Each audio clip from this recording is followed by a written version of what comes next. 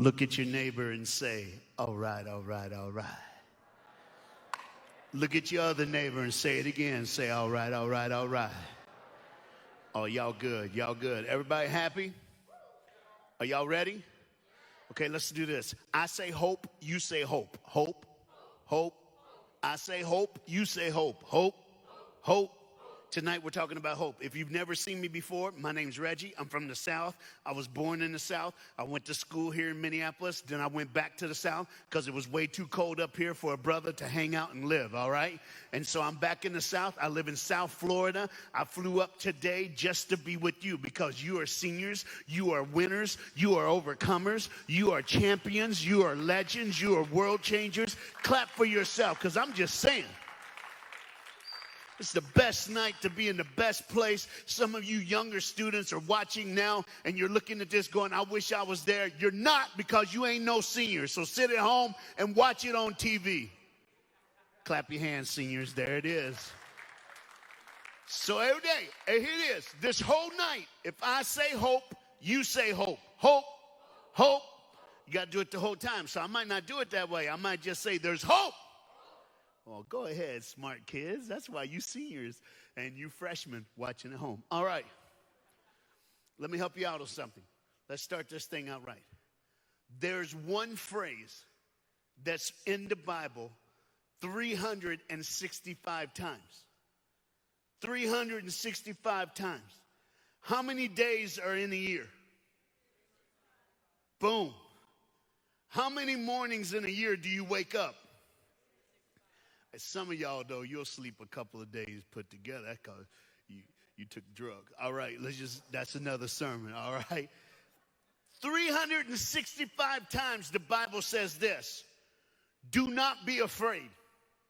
365 times the Bible says it over and over and over. Do not be afraid. And then it'll come back and go, do not be afraid. Then it'll have another prophet say, do not be afraid. Do you know what? The Bible's trying to let us know something. And you know what it is? If you have Jesus, you have hope. You may not see it. It may not be right there. But you can always, in the back of your mind, go back on the fact that with God for you, nothing can stand against you. Hope, hope. That's what we're talking about tonight. Everybody touch your neighbor and say, he is from the South. Now, I don't know. Maybe y'all don't know about black preachers. So let me help you with black preachers. Number one, you got to talk back to the preacher. You're doing a really good job. Number two, you got to talk to your neighbor. So hit your neighbor and say, here we go. Number three, you got to get up in this. Let's get into this. This is good. This is a crazy thing. Let me help you out. We're going to give you this. I'm going to give you some scriptures about hope. But before I do that, I need to let you know that since March 10th, I have been tested for the coronavirus 4 times. That means 4 times. Somebody has taken a 2x4, shoved it up my right nostril, and tried to tickle my brain and succeeded 4 times. And you know what's really cool? 4 times, I did not pass. I have been negative every time. And my wife posted online, y'all know my husband, Reggie? You know good and well he ain't going to pass no coronavirus test because he ain't never passed a test in his life. She had over 10,000 likes. Sometimes life ain't good, but I'll be all right. So I just want you to know, I just want you to know, let's talk about hope. Let's do this. Romans chapter 8, verse 24 and 25. Everybody hit your neighbor and say, you got to see this. Hit your other neighbor and say, you got to look at this. Let me help you out. Here's what it says. For in this hope, for in this hope, we were saved. Now let me stop right there. Here's the hope that saved us. Jesus came to be a man, lived, died, and rose again for the sins of the world. That if we ask him, which is Romans 10:9, if we declare with our mouth that Jesus Christ is Lord and believe in our heart that God raised him from the dead, we will be saved. If we do that, no matter what happens on this earth, we have hope. You got it? For this hope we are saved. Hope. Watch this. I love this next part. But hope that is seen is no hope at all.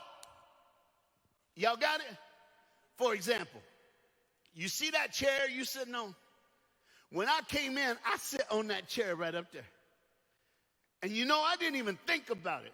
I just walked in, sit down. You know why? Without even thinking, I hoped that that chair would hold my big old booty. And guess what? It did. Now, there was a possibility. There have been times. Like, have you ever seen those backyard plastic chairs? I did that once. And after it was surgically removed, I never did it again. See, you got to know that sometimes without even thinking, you use that word hope. But if you use it in your life, it can change everything. Because no matter what happens to you, because of this youth group, because of the time you spent here around your friends, when you hear about Jesus, there's something inside you that brings you hope, even when other people don't have it. Watch this. Who hopes for what they already have? Why would you have to hope for something you already got? Look at verse 25. But if we hope for what we do not yet have, we wait patiently. Everybody say, wait for it, because it's going to come. Psalms chapter 3, verse 1 through 6. I love this. Lord, how many of my foes? How many rise up against me? How many say to me, God will never deliver him? Have you ever had people write you off? Have you ever had somebody just write you off? Have you ever had somebody say, he ain't going to do nothing. You'll never be anything. You'll never go anywhere. You'll never. But Jesus said, for God so loved the world that he gave his only son, that whosoever believes in him. Do you know what my name is? Whosoever. You know what your name is? Whosoever. I don't care what name your mama and daddy gave you. God named you before you were born, and he called you whosoever. All you got to do is call on the name of the Lord, and you got hope. Man, I'm preaching good. There's little 7th graders at home going, I wish I was there. I'd yell hope. Just yell hope at home. You'll be all right. Watch this. Watch this. God will never deliver him. But you, Lord, are a shield around me, the glory and the one who lifts my head high. Did you get it? It doesn't just lift his head, but it lifts his head high. That no matter what's happening in your life, God will help you lift your head high. I call out to the Lord, and you answered me from the holy mountain. I lie down to sleep, and I wake up again because you, Lord, sustain me. I will not fear, though 10,000s assail against me on every side. Isaiah chapter 43, verse 1 and 2 says, but now this is what the Lord says. He who called you Jacob, he who formed you Israel. Now I'm going to back that up. You see the word Jacob and Israel. Those are the ones, like the countries or the men that God first touched and helped and did stuff for. But he's talking about mankind. He's talking about you and me. So I'm going to back up and read that again. So when I get to the word Jacob and Israel, you want to put your name in there. So I'm going to pause and let you put your name in it twice, all right? So here it is. Now, this is what the Lord says. He who created you, he who formed you, don't y'all get it? He created you. He formed you. You were born for such a time as this. No matter if you didn't get to walk across the stage and get your diploma, he knew that you could handle this. He knew that you would excel above this, that you would rise above this hurt, this pain, this sorrow. Even if you don't feel it, he's going to get you through it. Somebody say amen. Watch this. When you pass through the water, I will be with you. And when you pass through the river, they will not sweep over you. When you walk through the fire, you will not be burned. The flames will not set you ablaze. In other words, even if you don't think he's there, he's there. Even if you don't feel him, he's there. Even if you don't see him, he's there. Even if you don't think you can make it, you're going to make it. Why? He's there. He's there. I'm just over the top preaching this because you seniors, it's about to get real.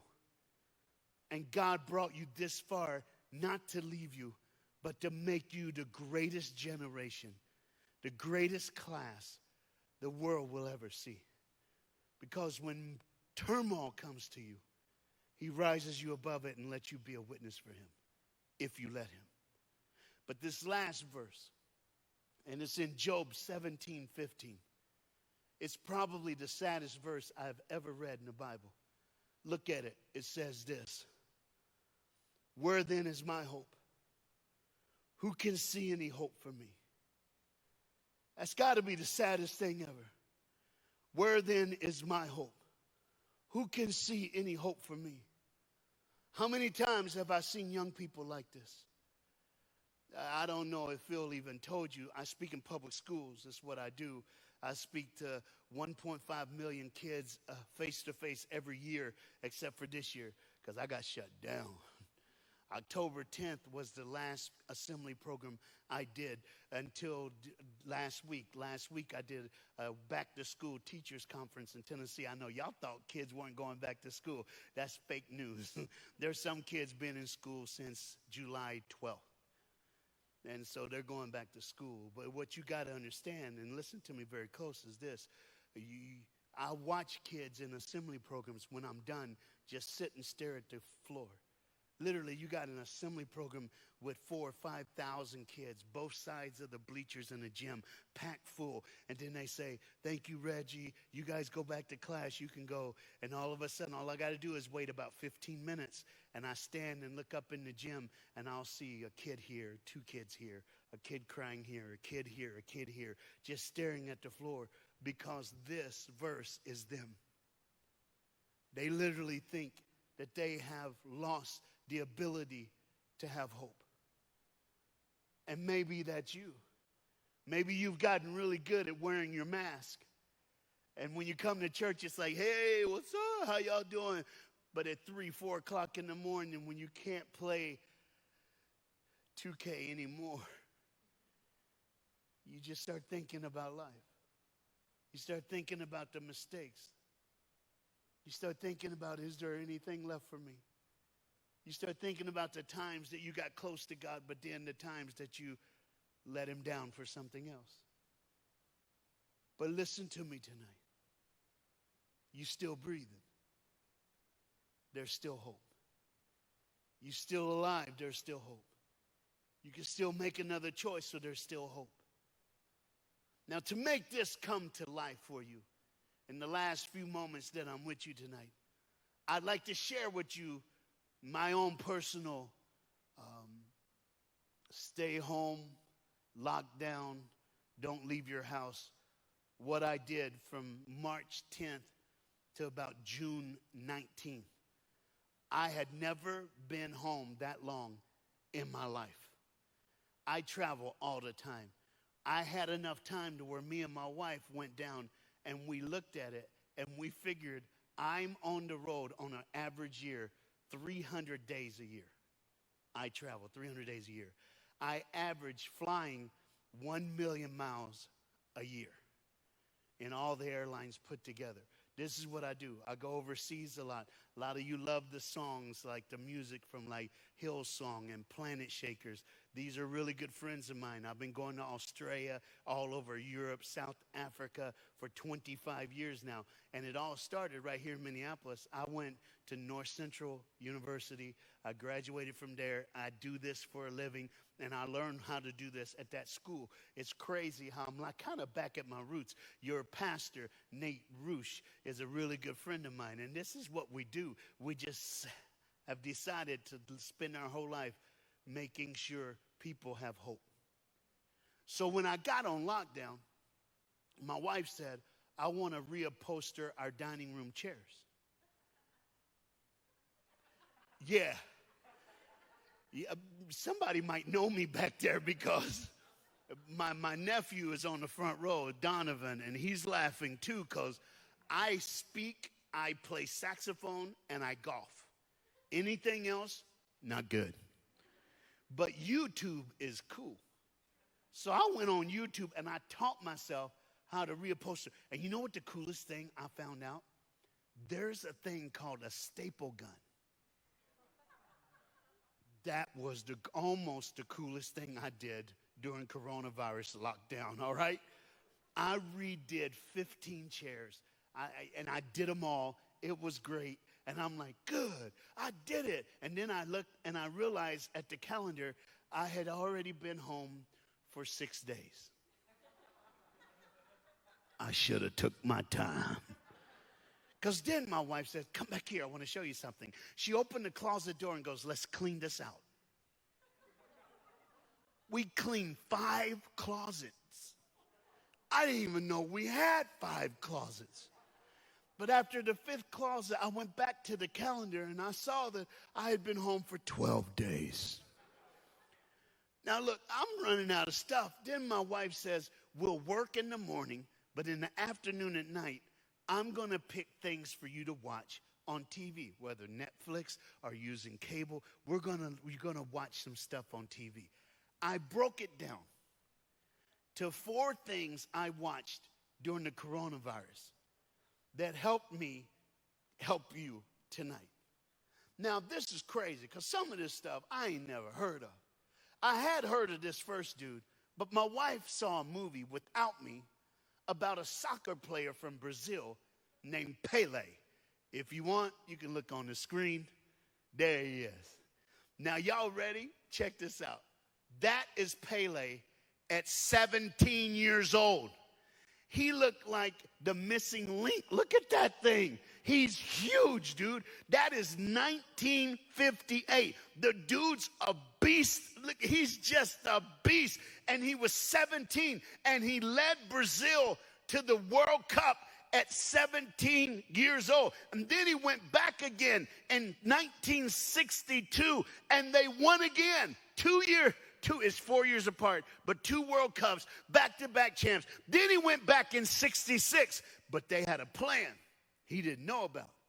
They had to play a team called Portugal, and Portugal had a player. His nickname was the Butcher. Now look at me. If your nickname the Butcher, you should not be playing soccer. You should be the middle linebacker for the Minnesota Golden Gophers, all right? Yeah, no. Well, he acted like he was the middle linebacker. In the middle of the game, he tackled Pele so hard that the doctor said he will never play again. Never play again. Well, the doctor was wrong. Because in 1970, Pele came back and he led Brazil to another World Cup. And they kept saying he shouldn't be playing. He shouldn't be playing. He shouldn't be playing. Hey, listen, sometimes in life, you're going to get tackled. Sometimes in life, people are going to treat you wrong. People are going to do something bad to you. But seniors, listen to me. You got to get back up again. Sometimes you do have to listen to doctors. But when they say you'll never play again, sometimes you got to decide, I'm going to play again. And you got to do what you got to do. If you agree with me, say hope. Come on, say hope. That's number 1. Number 2, there was only 4. I only got 3 more, and then I'm done. I'm hungry. The second thing that my wife had me watch was a documentary series called The Last Dance. I think everybody and their mama saw The Last Dance. And if you don't know who this is on the screen, your parents should be put in jail for child neglect. Because if you don't know who Michael Jordan is, we need to sue your parents and get you some money, all right? And you come live with me, and you got a whole nother side of the world that you ain't never seen. I love it. How many of you tonight is the first time you've ever heard me speak? Wave at me, first time. Yeah, you guys dying, aren't you? Like, he crazy. There's something wrong with him. Yes, there is. All right, but check this out. Here's what I loved about this. Y'all don't understand. Everybody look at Reggie. Did you know that guy right there, in his NBA career, he missed this many shots? Michael Jordan, in his NBA career, missed this many shots. Watch me when I tell you. Are you ready? 543,210 shots. He missed over 500,000 shots. And you ready for this? Nobody ever remembers the shots that he missed. All they remember are the world championships that he won. It's crazy. Just crazy. Which I'm here to tell you, sometimes you will miss. Sometimes you'll try something and you will fail. But write this down. Failure isn't failure because you failed. Failure is failure because you stopped moving. I'm going to do it one more time. Failure isn't failure because you fell. Failure is failure because you stop moving. Touch your neighbor and say, you got to keep going. Touch your other neighbor and say, you got to keep going. But how many of you know sometimes in life it just hurts? In 1993, Michael Jordan's father was brutally murdered. Brutally murdered. It got so bad that people blamed it on Michael Jordan. So bad that he quit basketball and walked away. But he loved the game so much. When he came back, all he said was 2 words, "I'm back." And the news and the media and all the fans went crazy. You know what they said? He'll never win another championship. He'll never be as good as he was. He can't do it. He can't do it. And there's no way he can't do it. Not going to happen. Not going to happen. But guess what? He didn't win 1. He didn't win 2. He won 3 more after that. Why? Don't listen to people. Listen to God. If he gives you a dream, he put it there for a reason. Follow your heart. Like Michael Jordan soared, you will too. Somebody touch your neighbor and say, hope. Touch your other neighbor, say, hope. Go ahead, put this other one up because y'all not gonna believe this. There it is. I know. And you know what the cool thing is? You see the horse with the red mask? How many of you noticed that he's half the size of that big brother beside him? Half the size.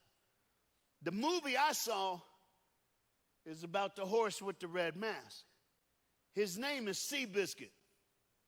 How I ended up watching this, I never would have seen it if my wife didn't make me. But she wanted me to do something else or watch the movie, so I watched the movie. Now let me help you out with this. The first race Seabiscuit ever did. See, here's what they do. They put the horses in the stable. All the jockeys are there. First, they had to find the smallest jockey in the world to ride him because he half the size of the brothers he was racing against. Secondly, when you get on the horse in the stable, you ride through the main entrance and come out into the grandstand, and all the people are cheering for each horse. But when little Seabiscuit came in, they saw how small he was. Everybody laughed. And they started yelling stuff like, is the rider going to ride the horse or is the horse going to ride the rider? Everybody laughed up until the gate opened and the race started. Because if you can look close at this picture, you'll notice that this Seabiscuit with the red mask, he's not looking where he's going. He's looking at the guy beside him. And in every race Seabiscuit did, he decided he was not going to lose. He'd find the fastest horse and get beside him, look at him, and then take off. He won race after race after race after race until one race. How many of you know in life there's going to be a but one day? I'm sorry. You guys were doing your thing. You were making it. How many baseball players? Anybody play baseball? I'm sorry, bro. But guess what? It's going to be all right. You didn't think anybody would remember. Track and field. Who runs track? Senior year. Hey, I'm sorry, man. I'm sorry. Girls, softball. Any softball players? Women's softball.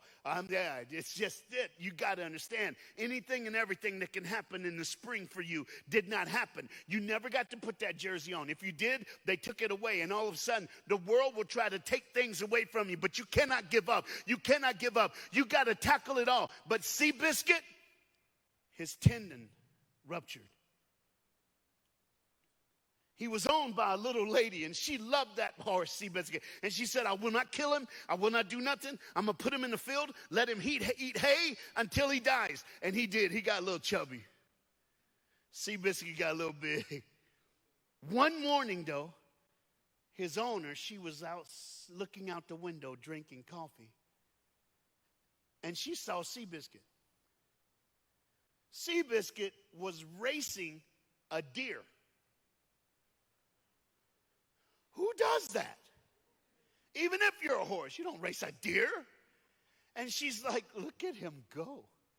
And she looked at the people with her and said, hey, let's let him run again. Let's let him race one more time. Let's just put him in one more race. The race was called the Santa Ana 100 Grander. The winner of that race won $100,000. But the crazy thing is this. I love this. When the gate opened, Seabiscuit took off. But this time he didn't look for the horse beside him. He ran as fast as he could. And right before it happened, the manager looked at the jockey and said, don't whip him. Don't pull him back. Let him go. Because if you pull him back, he's going to drag you. He might knock you off the horse. You just hold on for dear life and let him go. Seabiscuit won that race. He set a world record for that course, for that race. When he finished the race, the horse that came in second, you ready for this? Was 2.5 football fields behind him. That's how fast he ran. All because his owner said, let's let him run again. Let's let him race one more time. Hey, listen to me. You never know when God's going to look at you and say, put her in one more time. Let him run one more time. Let him play one more time. Let her do it one more time. You got to be ready. You got to know that God has a plan for you and your friend. If you believe me, say yes. Last one. Then I'm done. His name is Muhammad Ali. He had a name before that. He was called Cassius Clay. Now, this picture right here is very, very important. This picture right here is like everything that I'm talking to you about, because this is a moment in history that we're ending our sermon with. So everybody, just in case, and I don't know how your friend could fall asleep while I'm preaching, yelling at you so much, just hit your neighbor and say, here it is. Hit your other neighbor and say, here we go. Hit your other neighbor and say, let's do this. Muhammad Ali. I know he looks like he's a beast, dude. The dude's a beast. And you know, he's the one in the white shorts standing up. The guy on the ground, his name is Sonny, and his last name is Liston. Now, before you get this wrong, the guy standing up in the white shorts, Muhammad Ali, he is the contender, which means he's trying to become the champion. The guy laying down on his back was the world heavyweight champion until he got hit. Now, if you can see this picture pretty close, they both sweating. But they probably shouldn't, because just so you know, this happened 1 minute and 44 seconds in the first round. And the dude on his back, the world heavyweight champion, didn't get up. Well, they had to help him. But he didn't get up at all. Now, the whole thing and the end of my sermon is to explain to you how this happened and how this relates to you as seniors or you as young people tonight.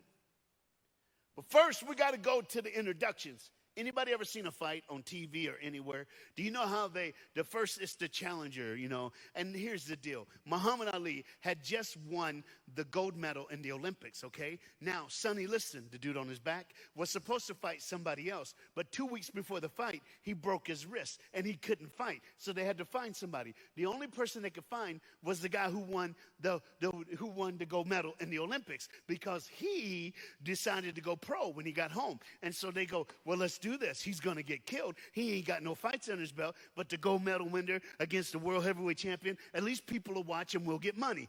Little did they know this was going to happen 1 minute and 44 seconds in the first round. So they said, he, Muhammad Ali, and he dances in the ring, and he was known for his jump. The dude was crazy. He used to rhyme without even trying. One time they said, how do you describe yourself? He says, I float like a butterfly, sting like a bee. That's why they call me Muhammad Ali. He just did stuff like that all the time. He would be in the middle of a fight and just start dancing. And when the guy looks down at him dancing, pop him in the nose. He did that stuff all the time. So he was a showman. He was a showman. He was a dancer. He was a fighter. He was an entertainer. He was it all wrapped up into one until this happened.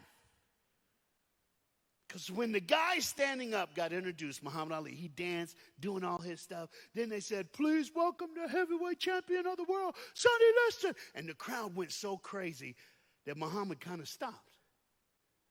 But he didn't let it faze him. He started dancing again.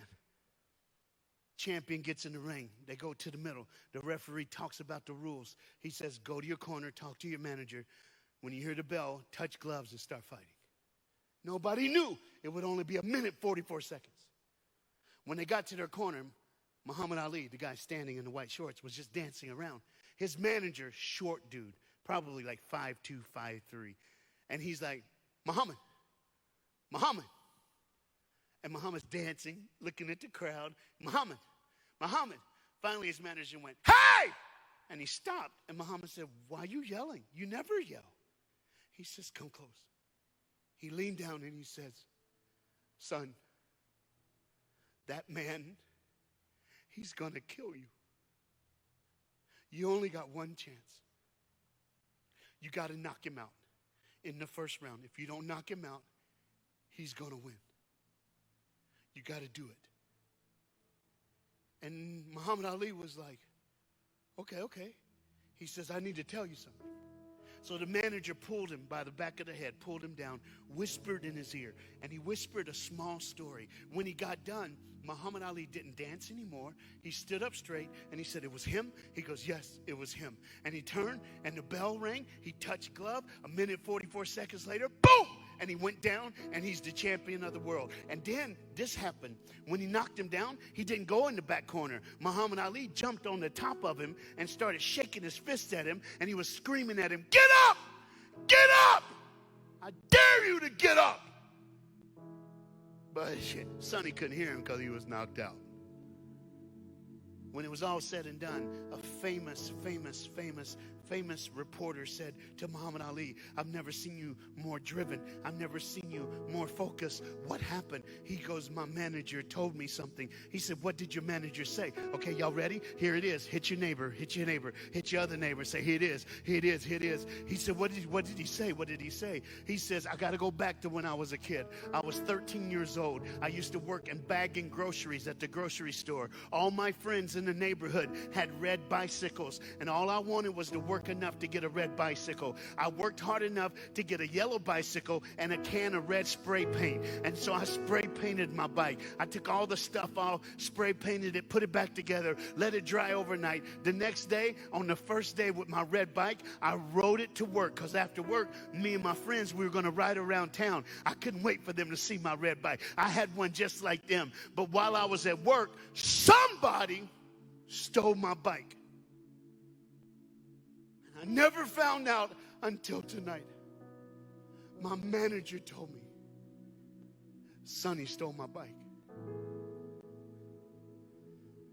He says, I don't understand. That's what the reporter goes, I don't understand. He goes, he had to pay. Should have never stole my bike. Should have never stole my bike. So after I knocked him out, I was over the top of him saying, get up. You shouldn't have stole my bike, sucker. You shouldn't have stole my bike. And the first time I heard that, I started thinking about life. If you've never heard me, I grew up in foster care my entire life. I didn't have a last name until I was 12 years old. My name is Reggie Dabbs. My foster care parents gave me my last name. But do I cry about it? No. Am I going to complain about it? No. You didn't get to walk across the stage. You didn't get to end your baseball career, your track career, or anything. You didn't get to see some of your friends. But are we going to cry about it? No. Are we going to complain about it? No. We're going to make the devil pay. Yes, that's what we're going to do. Why? He should have never took my senior year. He should have never took my family. He should have never tried to steal from me. He should have never tried to hurt me. There's more. But you got to have hope in Jesus. I say hope, you say hope. Hope, hope. I say hope, you say hope, hope, hope. But sometimes it's even deeper than that. Sometimes life will steal from you. Sometimes life will rob you. Sometimes life will say, if you do this, you'll be happy. If you do that, you'll be successful. And we try it, and it hurts us even more. There comes a day when we decide to choose Jesus, and we stand up and look at those things, and we say, devil, you tried to hurt me, so I'm gonna get you back. You know what I'm gonna do? I'm gonna live for Jesus all the days of my life. I'm gonna run with him. I'm gonna talk for him. I'm gonna reach for him. I'm gonna serve him. I'm gonna let the world know there's a better way.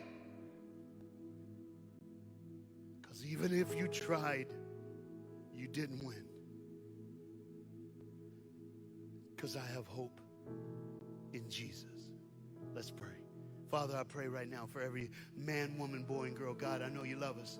God, I pray right now, God, that you would just speak hope, speak hope, speak hope, speak peace, speak to the things, God, that these young people have been going through. God, I pray right now, God, that you would just be you in this room, in this room, in this room.